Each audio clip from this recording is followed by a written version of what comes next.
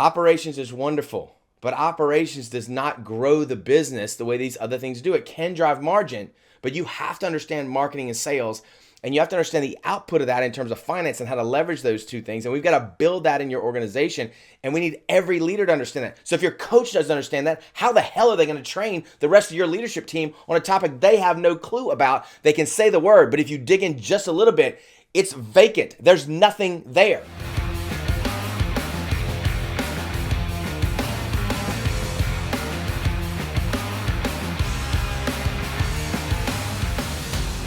This is John Gamatis, and I'm back here again today with Exit Momentum founder and head coach Cullen Talley.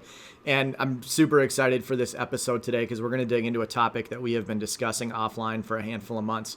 That topic is bad coaches. It's something I've heard Cullen talk about multiple times. He's pretty passionate about it, which is going to make for an awesome conversation today. And the premise is this. There's a lot of coaches in the marketplace today, a lot of people making claims about how they can transform your business.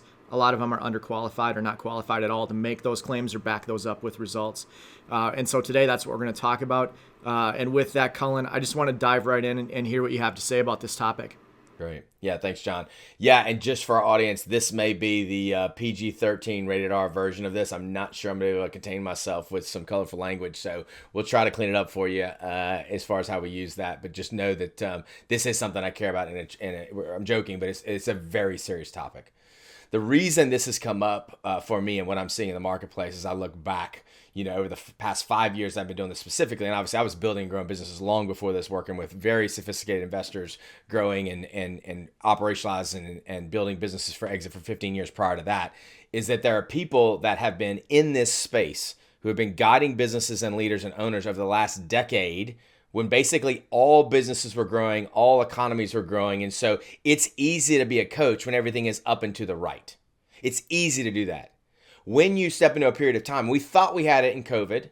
We thought we had it with labor shortages. We thought we had it with some of the other things going on, but it wasn't until some of the things started happening more of a macroeconomic level with the interest rate change and some of the other things that are going on that we really started to see some meaningful slowdowns in the business. And what I started to watch was coaches that were a danger to the business. Literally, they were going to fuck it up if they weren't careful because they didn't know how to walk somebody through this period of time, this change. It's easy for me to coach you as a business leader when it's like, hey, we're growing at this rate. We need to hire these people. We need to do this marketing campaign. We got this much cash. We're driving this much profit. We want to tune that up. That's fun and that's easy. That's kindergarten level stuff.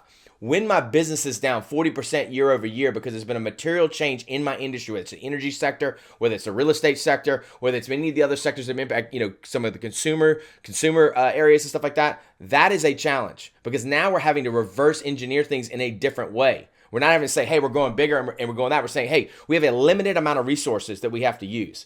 And the reality is there are coaches in my space that are a danger to the business that should not be allowed to do it. One, because they've never done it and they don't know how to respond in this kind of environment.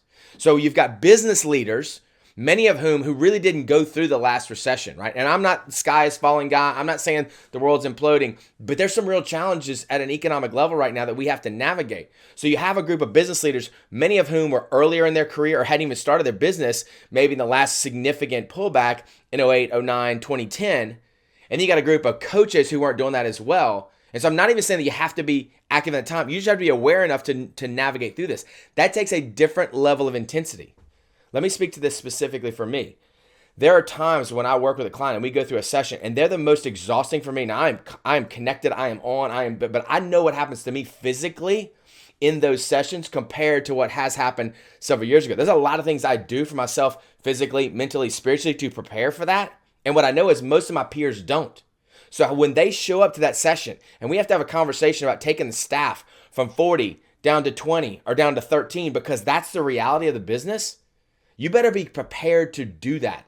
And so for me right now, the concern is there are unqualified people who call themselves coaches and there are business leaders and owners depending upon them. And that's bullshit because they haven't actually done what is required. They don't actually have the experience. They don't know how to deal with this level of stress. They don't know how to navigate in the dark. And for many of our business owners and leaders, they are in the dark, including some of the ones that have had the most success over the last 4 to 5 years. John, as you can tell, I could keep going on this, but let me pause and let you kind of bring me back to center as far as maybe what we should focus on here. So one of the things I've heard you talk about quite a bit, and I've heard your coaches talk about it as well, is there's two things that a good coach needs. They need the ability to have tough conversations, really dig into the hard truths. But at the same time, they also need the ability to bring some compassion and empathy to the table. And I think this is something that bad coaches lack on both sides. I feel like they lack the ability to have tough conversations. But on the flip side, they also lack the compassion and the empathy that they need to bring to the table as they're having these tough conversations. They lack it on both sides. The tough conversations make them uncomfortable. Compassion and empathy aren't natural. And I think it creates a really bad coaching relationship. Can you talk a little bit about that? Yeah, it's actually great. It's a great insight, John. Thank you for that. So to me, it's like they've just got the middle, right? It's like they can only play, if you're a football fan, they can only play between the 30 and the 30. They can only hang out in the kind of that middle part of the field. They don't know how to have a very direct conversation like we have had. I've had conversations where I'm saying, hey, this session is over. You need to call your attorney. You need to call your bank. You need to call your two largest competitors. We are in a mode where we have to move quickly. Now, that's not normal all the time, but it's those. There are times where we've had to step in and say, I know he's your son. I know that's your wife. They're not cutting it. They're not cutting it, and they're not going to cut it. There's nothing that's going to happen. So you either can stay loyal to that, and I understand the difficulty of this, Mr. Owner, Mr. Leader, but if you don't make the move, guess what's going to happen? Everybody here, the 40, the 100, the 500 people are going to suffer because you're unwilling to have a tough conversation with your wife, with your son, with your brother, with your cousin. Those are the kind of conversations that we have to have. Many of the folks in my business will not do that. Now, again, it's not always at that level of intensity, but when necessary, we have it. The other side of that is to say, hey, listen, you're doing a great job. Yeah, there's some challenges here. You're making it larger than it needs to be. We've got cash in the bank. Yeah, we're not as profitable as we were, but we're still profitable. That's more than some have been able to say. There's some things we need to look at, but let's not make sure we don't get so twisted because of what's going on at a macro level as you're watching all these other numbers in terms of the economy, not to recognize you've done amazing work over the last 3 or 4 years to put yourself in a position to survive through this. I don't enjoy it. You don't enjoy it, but we've got to navigate that, and we got to make sure we protect the team in the process, and we got to make sure we communicate well to the folks 2 and 3 levels down because many of those people don't have large disposable income. They don't have a lot of savings. So I need you to stay calm. I need you to stay clear. I need you to stay positive, not in a manufactured way, but in a way that you can share with somebody who may be a frontline worker at your retail counter, maybe somebody who carries a shovel for you, maybe somebody who's spraying pest chemicals for you. Because guess what? If their check stops or you don't have a place for them anymore, that's a big impact to them. And we're not having that conversation here. You're having it there. They're having that other places. So for me, it is both sides of that, making sure people can own what they've done and the decisions they've made to get here in terms of understanding the difficulty of that, having the conversation, even though I said right now or a little while ago, more directly about a family member or a significant other or whatever in the business and saying, listen, I know this is an incredibly difficult place to be. Here's what I've seen work with other folks. So yeah, we can go to that empathetic, really connected side, but then we also can be very intense as well. I'm going to keep going with this concept of the middle and playing between the 30 and the 30 for a second, because the conversation you and I just had a little bit earlier today is the bookends of a business, finance and marketing. And those are the bookends that really raise up a business. You have to be able to understand your finances. You have to be able to understand your marketing. And a lot of owners and operators don't understand that, but then they bring in a coach who doesn't understand it either. And again, they play in the middle. They play between the 30 and the 30. So can you talk about that a little bit?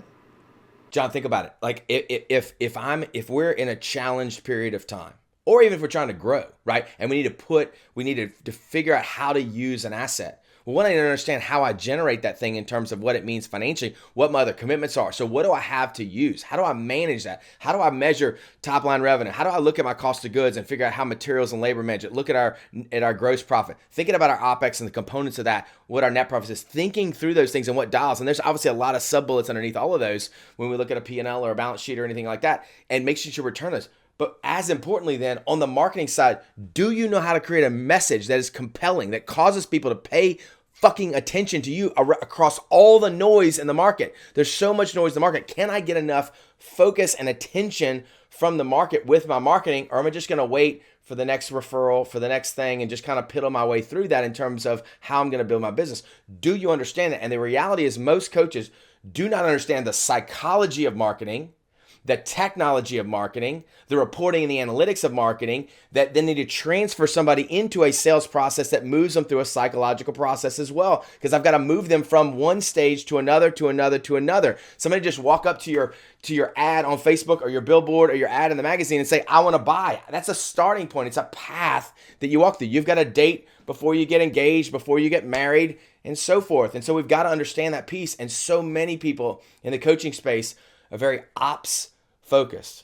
Operations is wonderful, but operations does not grow the business the way these other things do. It can drive margin, but you have to understand marketing and sales, and you have to understand the output of that in terms of finance and how to leverage those two things. And we've got to build that in your organization, and we need every leader to understand that. So if your coach doesn't understand that, how the hell are they going to train the rest of your leadership team on a topic they have no clue about? They can say the word, but if you dig in just a little bit, it's vacant. There's nothing there. So one of the things I want to hit on with you, and I want to get your take on it, is accountability. Like, a lot of coaches will talk about accountability. We talk about how important it is. Coaches will say, we are going to hold you accountable, and then they don't. So give me a little bit of your take on accountability and how that looks within the coaching space. Yeah, so we recognize we can't hold somebody accountable that is unwilling to be accountable. Let me say that again.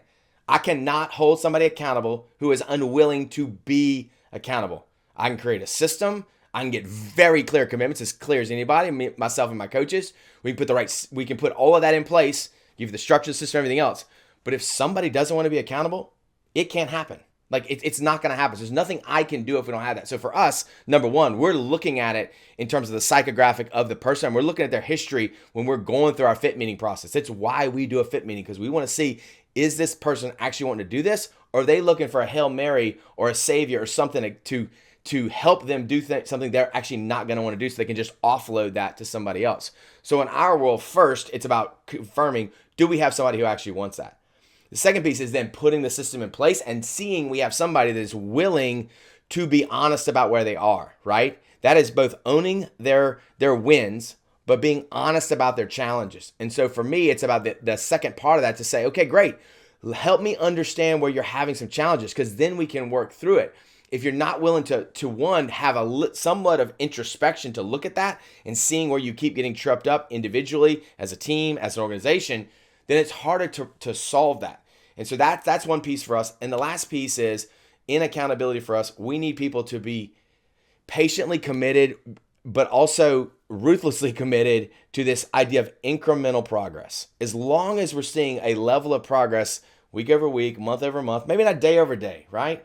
But month over month, quarter over quarter, we can see we're making progress. Not just like we feel better, but like I can point to this and I can point to that and I can point to this and I can point to that in terms of results in the business or results in the life.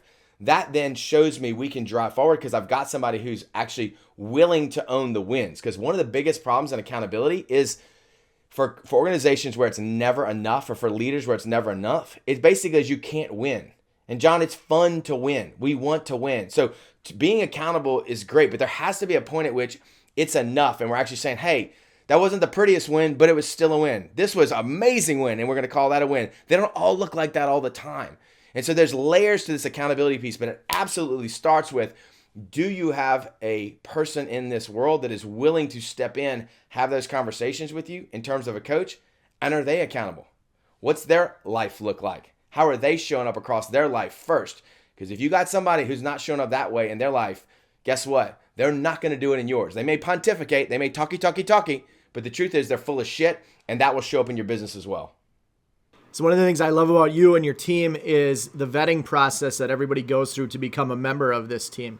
Your vetting process, when you bring on new coaches, ensures that everybody on your team is bringing real world experience to the brands and the businesses that they serve. There's nobody on your team, and I've talked to every single one of them, there's nobody on your team that doesn't have real world business experience that they're bringing to the table. And I think one of the things that this does is it enables you guys to customize your approach to the clients that you serve. This is not like we're going to take you through a book, we're going to put a binder on the shelf, and it's going to collect dust. Instead, we're going to come up with a customized approach to coach your business, to get you results based on where you're at and where you want to go. And we're going to build this out based on you and your unique situation. So can you talk about that a little bit?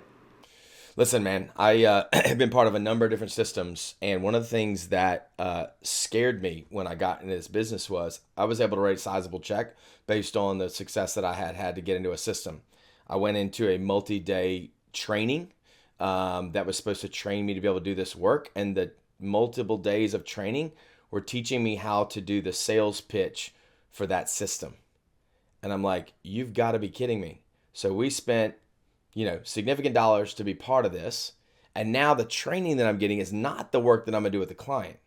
That's not the work. That's not what I'm getting trained on. I'm spending 2 days learning how to talk about my background and how to sell the system. That's a joke. And that's scary because now it means anybody can write a check, can now take a brand that's a reasonable brand in the industry and say, now I'm qualified. Well, that's scary as hell because maybe this person, inherited a business from a previous generation and sold it, and now they've got some cash, and now they're investing in this thing, and now they're a coach for you. They know one industry, one business. They didn't found anything. They stored it along the way, which there's value in that. But the bottom line is that's scary to me to then say now I'm attributing that level of value as I make a decision on somebody who's going to guide my strategic direction over the next couple of years. That's insanity. And so it's dangerous. It's absolutely dangerous to consider who is actually got the badge on their chest to say, I'm qualified to lead you. Based on what? Based on what? And you're right. We do vet our coaches. And guess what, John? That doesn't stop. Meaning there are conversations that we have every single quarter. We run our business just like we expect our clients to. So I run this business the same way. We evaluate the talent. We see what's going on. We see how we're showing up based on core values. We look at how we're showing up based on productivity. And we have hard conversations, including like, hey, this needs to get fixed, or this isn't a place for you anymore. It's those kind of conversations I am willing to have with people that I love and care about because there is a standard by which we're going to operate, and that standard is not going to be lowered just because you've been here X period of time.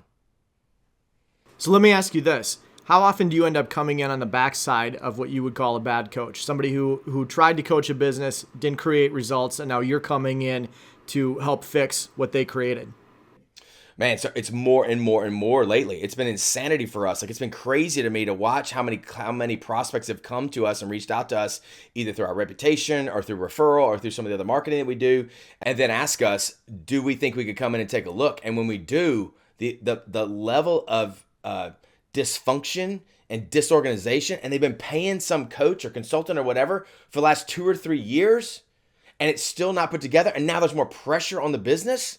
It's been nuts, man. So I would tell you that this year has been the highest year. We're recording this in 2024. So during 2023, it was the highest year of us we're not trying to take over their coaching. We don't need that. We've got plenty of volume here as far as opportunities. The people that have inbounded to us have been referred to us in terms of people that have worked with another coach, and one of their peers has said, you need to talk to Exit Momentum. What you're doing isn't working. There's something off here. And then we wound up on a call and wound up taking over that. And the amount of cleanup we've had to do and the amount of clarity. Here's the crazy part to me, John. We get with a client who's been with a coach for 2 or 3 years, and typically about 10 a.m., no later than noon on day one, and we're just cleaning up the work they've already done. They're like, boom, mind blown. They're like, we didn't understand how all this fit together. And what became clear to me is because the coach didn't understand. Because the coach didn't understand how marketing connects to sales, connects to product, connects to ops, connects to finance, connects to HR, connects to technology. Didn't understand how to move through people, purpose, playbook, performance, profit. They don't think in frames like that, and they don't understand how to use the tools because they've never fucking used the tools. So if you haven't used a screwdriver, if you haven't used a hammer, if you haven't used a shovel, if you haven't used a jackhammer, how the hell are you going to train somebody to do it? Yes, you can watch a YouTube video, but it's not quite the same thing as having a master at the tool, on the tool, training you how to use it. And that's what we are, and that's been the difference. And that is why we've had people literally come over in droves in terms of people who've worked with other coaches. They love those. They all say, he's great, she's great. We just weren't getting where we want to go. And then about the middle of the afternoon on that first day, they're pissed because they've spent tens of thousands of dollars. And it's not even the money, John. It's the time. It's the time. It's the hard conversations nobody had said to them. They're like, nobody has said this to us. Nobody's challenged us this way. Nobody's made us clear about that. Nobody's told us that's okay, leave that alone. You got to focus over here because you can't solve it all at one time. And just running the process and doing the same thing every quarter doesn't get you there. There has to be a more strategic approach to how we manage it. And that's what we obsess about as a set of coaches. So how much of this is an ethical issue? Like people coming in saying they're a coach and then not delivering. I mean, on some level, this is just wrong. I mean, to me, it's like, blasphemous. Like, it's literally like, to me, it makes me crazy. Like, I want to lose my mind. Like, I have to watch my reaction on these intro calls and in our fit meeting and even in the session, because I want to lose it and I want to go blast these people on social media and all this kind of stuff. Obviously, to date, outside of this conversation, I've chosen not to do that, and I even try to watch it with the clients because I don't think it helps them for us to go down that path. But yeah, there is an ethical question here of you really looking at yourself and saying, am I qualified to do this? And am I continuing to develop myself? So even if I was qualified 10 or 15 years ago, oh, by the way, some things have changed in the last 10 or 15 years in how businesses are run. The way we generate culture, the way we recruit and hire, the way we manage marketing and sales, it is not the same. Yes, there's some fundamentals of business that have lived for eons, but there are some dramatic shifts in the way those things happen. And so that's the other part of this. You've got some people that were qualified, but they're not continuing to evolve and learn more. And so at that point, I'm like, you're out of date. That's why certain industries have requirements around continuing education, right? In certain parts of the medical industry, in certain parts of the financial industry, there has to be ongoing continuing education so that continues to evolve. Now, we can argue about how effective some of those programs are, but the bottom line is in our space, you don't have it. And so all of a sudden you've got people associated with a brand that has value, but then all of a sudden you're like, wait a minute, what's the value I'm actually getting delivered? Because the truth is that brand, that system is about this much. It's about 20% of the value. 80% of the value is going to come from the skills and ability of your coach to assess what's going on with you, your people, what's going on across your business. And that piece is a massive hole for so many folks in this way. So I want to hit on something you just said. You brought up, this is a topic I haven't talked about a lot. I haven't talked about bad coaches. So what gets you to a point today where you're like, I can't hold this in anymore. I have to bring this up. I have to say it out loud. Because I'm watching businesses that I'm not sure are going to fucking make it. I'm sitting in rooms where I'm like, this could have been averted. This could have been averted. And I got people crying. I got people looking at their personal situation, having to sign personal guarantees and lock up assets for a decade. I got people who are trying to go home and figure out how they're going to tell their kids that maybe tuition at whatever school they're at may not happen. There are real implications here in terms of the risk from that standpoint. So that's the real downside. The other is missed opportunities to be able to go and take on this right now. Because the truth is, for many of our clients, John, right now, this is a time to go make big strategic moves because our clients have been making solid decisions in terms of processing cash and all the work we've been doing so they can go make an acquisition. They can expand and stuff like that. But their coach isn't smart enough to have them see while the market is in disarray, while there are things going on a macroeconomic level that keep people concerned. If you've got gunpowder, let's go take up market space. Let's go open a new branch. Let's go find some new ways to do product. If we have the resource, let's do it. But some of these coaches, because they're living in scarcity, they're living in fear because their own pocketbooks aren't that full and they don't have a balance sheet that looks like mine does. All of a sudden now they got to come out and say, well, hold on. They're taking their own stuff and they're projecting it on the client when the client has made good decisions, and they should be much more aggressive and offensive in this time as far as going after opportunities that exist today. So when I see that, it makes me insane because there's danger on the one side of great people who want to take great care of their clients whose businesses are truly at risk because they weren't prepared and they didn't do the things necessary over the last 2, 3, 5 years of coaching to get themselves ready. Because guess what? At some point, it doesn't just go up and to the right? And then there's the other folks who's like, hey, we have an opportunity here. There's an opportunity. Some of your competitors are in trouble. What's our opportunity to go pick up market share, step into that market? And they're not taking advantage of that. So it's both sides of the equation for me right now in this particular environment. And again, most people in coaching do not understand that strategic move. So say I'm an owner and I'm listening to this right now, Cullen, and I'm having this moment where I either know that there are opportunities that we're not taking advantage of that we should be, our coach isn't telling us to do that, or on the flip side, I'm hearing this and I'm going, we've got a bad coach on our hands.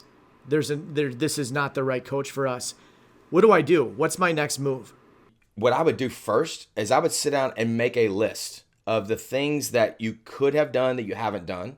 And then I would make a list of the things that you have done and what the results have been in a factual nature. Not what are the opinions, not your stories. What are the facts associated with, I missed this opportunity, could have done that. We should have bought this, we didn't. We have done this and we created that. What's happening factually around you in terms of opportunities that were missed or things that you've gotten done?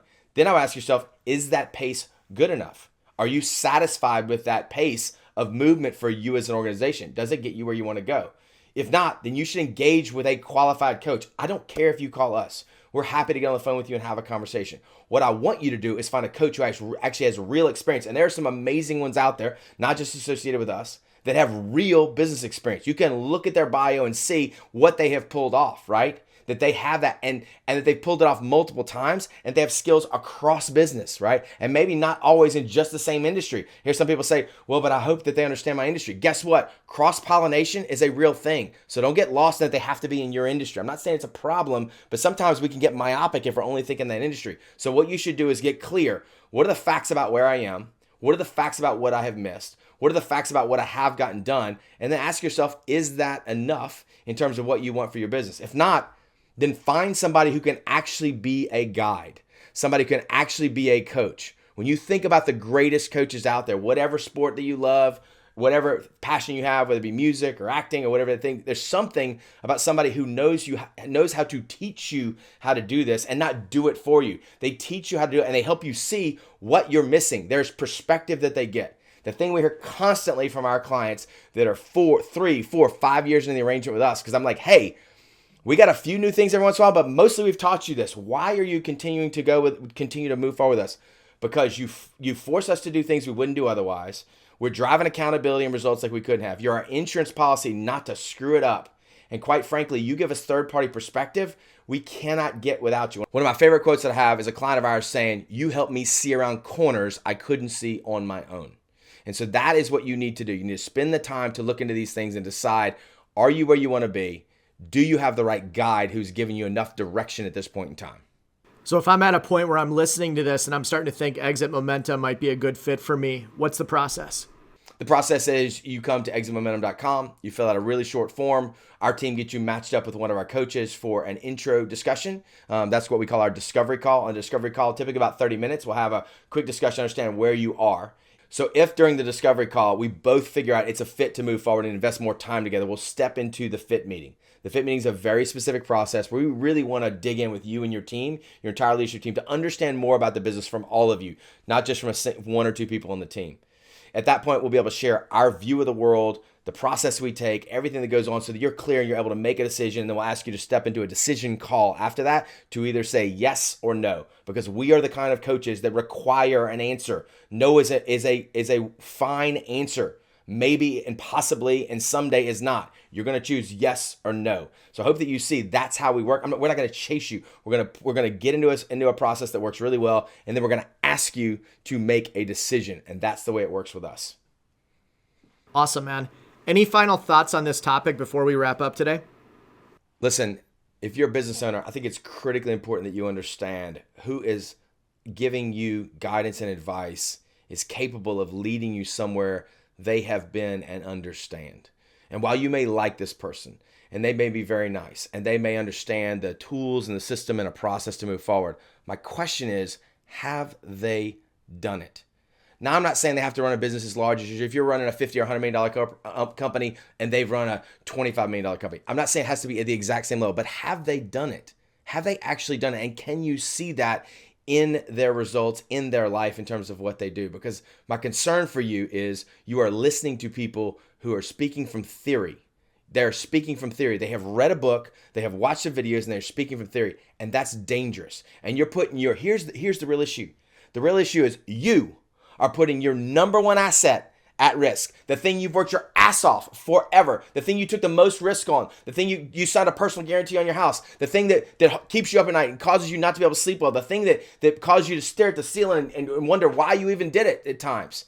And also the thing that gives you the greatest joy and helps you find the greatest purpose and helps you serve your family and your community and your teams that are in your organization. And yet, you're vetting your coach in a 30-minute conversation, in an hour-and-a-half conversation. You're not digging any further than that, and you're letting that person be a guiding force for you and your team. Shame on you.